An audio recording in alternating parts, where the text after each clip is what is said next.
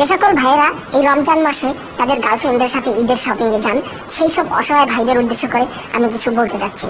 ভাই, আমি আমার নিজের এক্সপিরিয়েন্স থেকে আপনাদের বলতেছি, আপনারা যায়েন না আপনাদের গার্লফ্রেন্ডের সাথে ঈদের শপিং করতে, যায়েন না, ভুলেও যায়েন না। আপনারা যদি যান তাহলে আপনাদের মিনিমাম 5 কেজি ওজন কমে যাবে, হাত পা অবশ হয়ে আসবে, মাথায় চক্কর দেওয়া শুরু করবে, আর চোখে আন্দাজ দেখা শুরু করবেন। যাই হোক, এখন আপনাদের সাথে আমার এক্সপিরিয়েন্সটা শেয়ার করছি।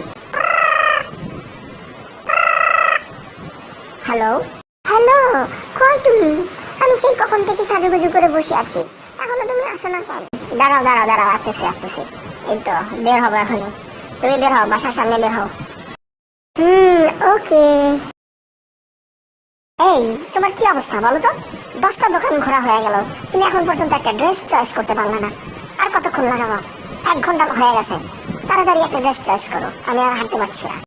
এই তো জান, আমার আর আধা ঘন্টা লাগবে, আধা ঘন্টার মধ্যে আমার সব শপিং শেষ হয়ে যাবে। লক্ষ্মী সোনাটা। আচ্ছা বাবু, তুমিও তো একটা ড্রেস চয়েস করে দিতে পারো, তাই না? এটা দেখো তো, এটা দেখো তো, এটা তো ভালো। দেখো, এটা ভালো করে দেখো।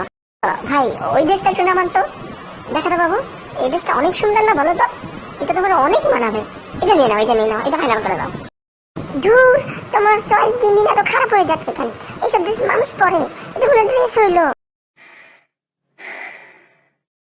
অবশেষে 25 দোকান খোঁজার পরে একটা ড্রেস কেনা হলো। তারপরে আমার আলহামদুলিল্লাহ, অবশেষে তোমার ড্রেসটা কেনা হলো। চলো চলো, এখন বাসায় চলো চলো, আমি আর হাঁটতে পারছি না, চলো। মানে কি এইসবের?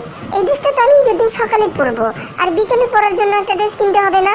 তারপর আমার জুতো কিনতে হবে, আমার জুয়েলারি কিনতে হবে, আমার এখনো তো অনেক শপিং বাকি। দাঁড়াও বাবু, একটু ওয়েট করো বাবু প্লিজ। জানটা আমার, একটা কাজ করো, আমার একটু বীজ দাও, আমার একটু বীজ দাও, আমি আর বাঁচবো না, আমি মরে যাবো, আমি আর বাঁচতে চাই না। আমার একটু বীজ দাও, আমি বীজ খেয়ে মরে যাবো।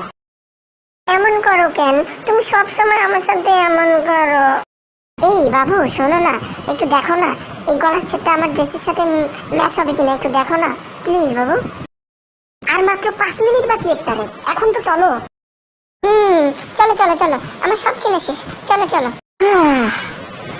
কেন যে আমি রিলেশন করলাম, এর থেকে সিঙ্গেল থাকা ভালো ছিল। কি বললা তুমি? হ্যাঁ, এই গার্লফ্রেন্ডের জন্য এত কষ্ট করতে পারো না তুমি? তাই তো তোমার মতো একটা ফালতু ছেলের সাথে আমি কখনো বের হই না। ফালতু ছেলে, যাও তো। দেখলেন তো ভাই, এইটা ছিল আমার গত বছরের এক্সপিরিয়েন্স। আর এই বছর এই বছর আমি 30 দিনের জন্য তাবলিগে আসছি, সো নো টেনশন।